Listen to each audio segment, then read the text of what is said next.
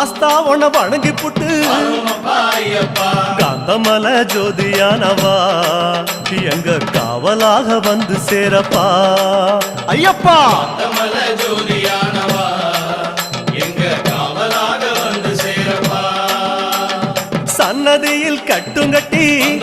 ஐயப்பா சபரிமலை காடு தேடி ஐயப்பா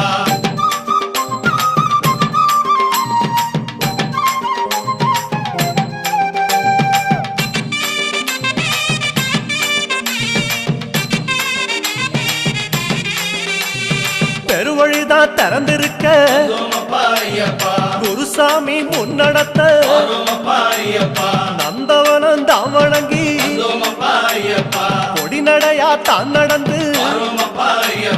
சபரிமலை பயணம் தானப்பா சாமி வழித்துணையா வந்து சேரப்பா